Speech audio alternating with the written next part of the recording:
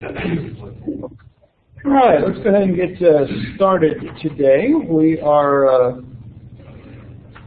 still talking about culture and society in the the end of the Middle Ages, so the 14th and 15th century. Particularly focused on thinking today about some of the cultural things that will develop that will lead to the Reformation. Some other things that are related to some events and developments earlier in the Middle Ages. And then also we'll be talking about the spread of Christianity as we begin to see exploration trips to the Americas especially, and how Christianity was involved with that. So essentially what we're talking about here now is the time period known as the Renaissance. And with the Renaissance, a lot of the development of the Renaissance was connected with developments in Christian theology, particularly the revival of Aristotle, a renewed interest in Roman law, and other types of things of classical learning kind of led to this encouragement in this time period of Greek and Roman culture that largely starts in Italy but then will spread throughout Europe. Ultimately what we have here is the developments of more modern fields that are usually classified under the humanities. Particularly the humanities referring to this interest in understanding human beings, understanding human behavior, and so you see quite a bit of interest in how the human body functions, depictions of the human body in art, and other things related there. But specifically, a lot of this is related to this interest in Greek and Roman life. There are a couple of, when we're talking about the Renaissance, we could go all sorts of different ways, especially when we're talking about the connection with Christianity. But I just want to provide you a few examples of this kind of intersection with Christianity and this revived interest in the humanities and classical learning that are specifically important as we progress through our course this semester. One area has to do with a renewed interest in the languages of antiquity and specifically preserving that language. So, for example, the man named Petrarch, who collected hundreds of manuscripts from monasteries and episcopal archives. This copying of manuscripts had been going on in places like monasteries, but such learning was not available on a wide scale. But Petrarch was one of those who copied these manuscripts. Now again, in this time period we're talking about by hand. Mostly Latin manuscripts for Petrarch, but others knew Greek and did something similar.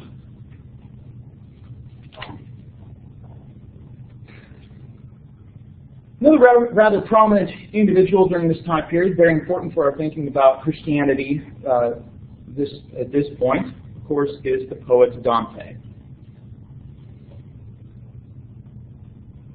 Dante was from Florence in Italy, but was very heavily shaped intellectually by currents developing in Paris.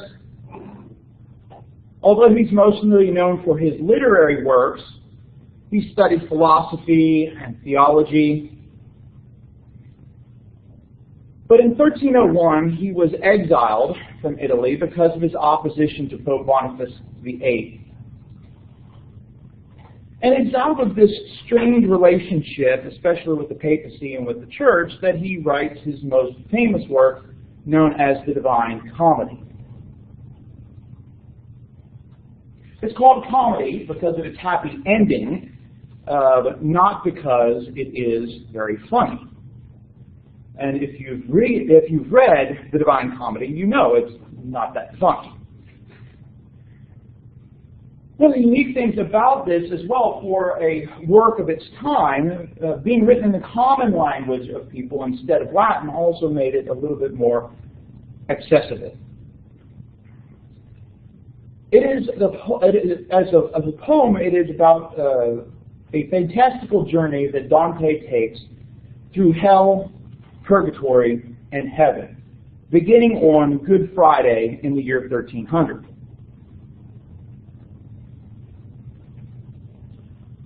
And one of the things that comes out of the Divine Comedy is the way in which a lot of these Renaissance thinkers often melded Christian theology with classical interests.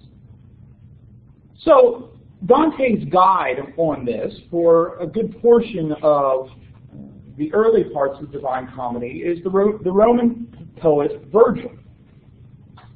By no means a Christian figure. But Dante loved Virgil's Aeneid, especially the Aeneas' journey through the underworld. And so this kind of travel through hell, very similar in tone. On later parts of his journey, he is guided by his love, Beatrice, who had actually been married to somebody else, and then Bernard of Clairvaux, the great medieval mystic that we talked about earlier. The pinnacle of the poem is the beatific vision of Mary. Right? And so, again, kind of emphasizing this devotion towards Mary, the mother of Jesus, that is developing and has been developing for several centuries here. It's not just a poem meant to provide some entertainment for individuals, but instead is Dante's commentary on a variety of events and people of his current society as well as the recent past. And in many respects, a lot of the things reveal elements of Dante's personality, but also Christianity in the late Middle Ages. The ninth circle, or the inner circle of hell, for example, reveals a lot about Dante's anti-Semitism and Christian anti-Semitism at the time. Muhammad, the great Muslim prophet, is in hell as well. Older popes are found in hell, and he indicates that both Boniface and Clement V were destined for hell as well. Predominantly, one of the big issues for Dante is the buying and selling of church offices. The poem is very symbolic in its numerology. The number 3 and its multiples are found throughout the poem. There are 9 circles of hell, for example. Sinners in hell suffer symbolic punishments. People who are gluttonous live on heaps of garbage. The flatterers live in sewage. The sexually perverse walk on these huge stretches of burning sand. And of course, above the entrance to hell is that phrase, "Abandon all hope, ye who enter here." On the other hand, of course, there are symbolic rewards. Theologians live in the circle of the sun. Warriors are in the sphere of Mars.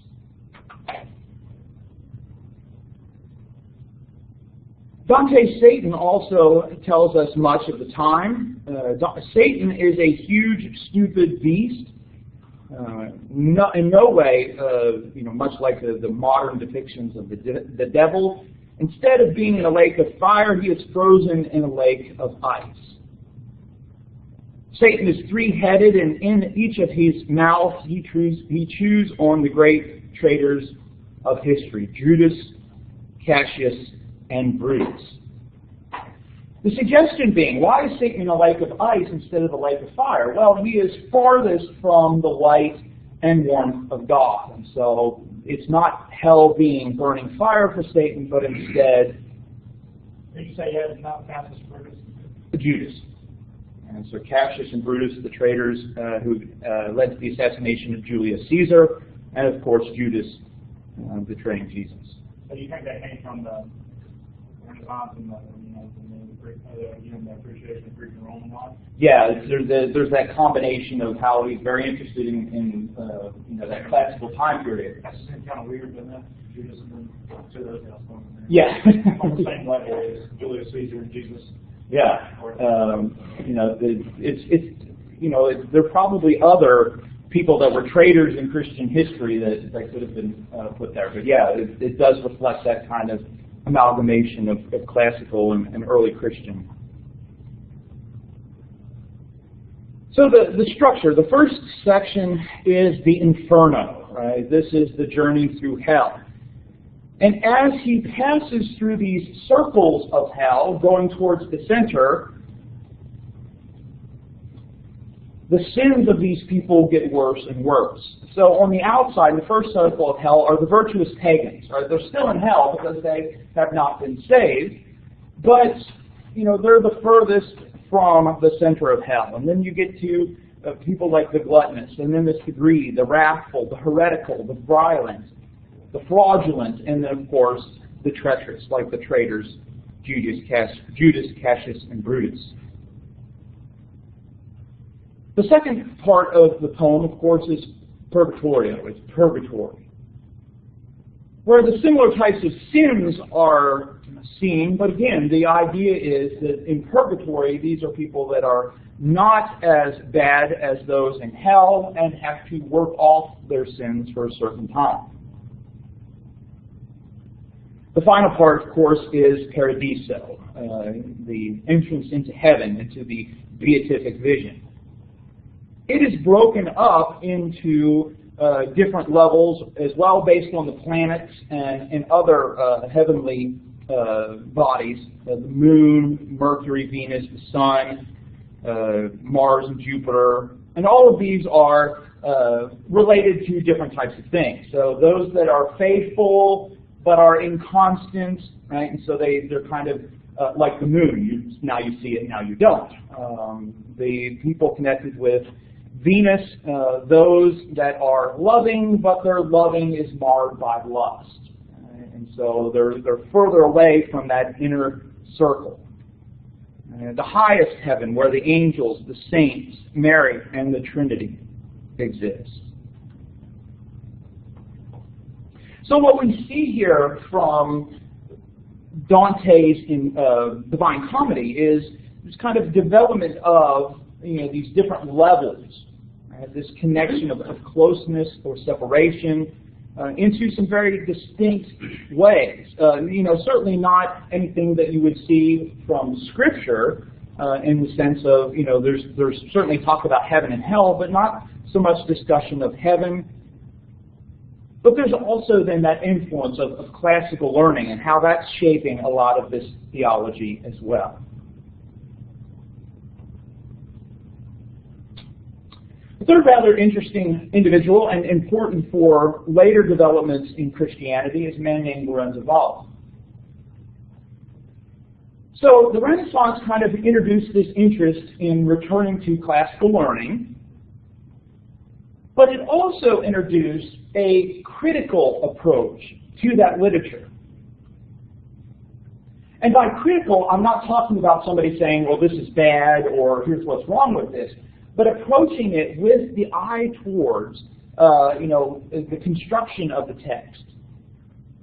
And so as people investigated these ancient texts, they really wanted to find what was the most accurate version of those texts. So textual criticism is what we're talking about.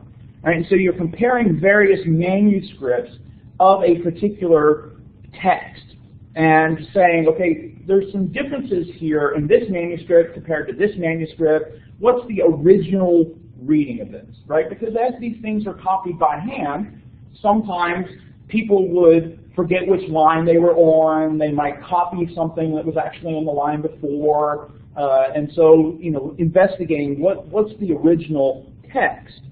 And so there's this interest in vocabulary, usage, all kinds of things that weren't necessarily a part of the investigation of texts before.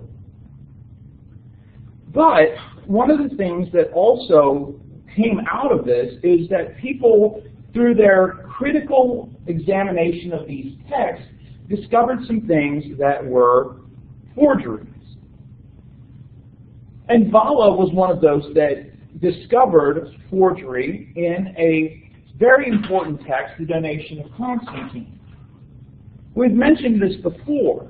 The Donation of Constantine was believed to have been, prior to this point, believed to have been written by that famous emperor, giving control of certain areas of land to the Bishop of Rome. Valla was a secretary to the Pope,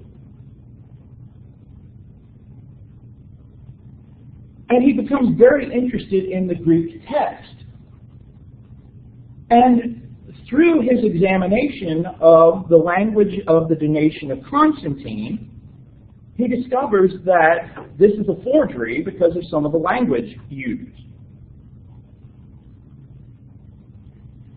And he also demonstrated that what was currently used in this time period as the Apostles' Creed, a statement of belief, that talked about belief in one God, belief in the nature of Jesus, and some other things related to the Holy Spirit and the church, that was supposedly constructed by the apostles, right? Peter offers the first line, Andrew created the second line, etc., etc., etc., down through all 12. Well, Valla says it could not have come from the time of the apostles based on the language used in this text.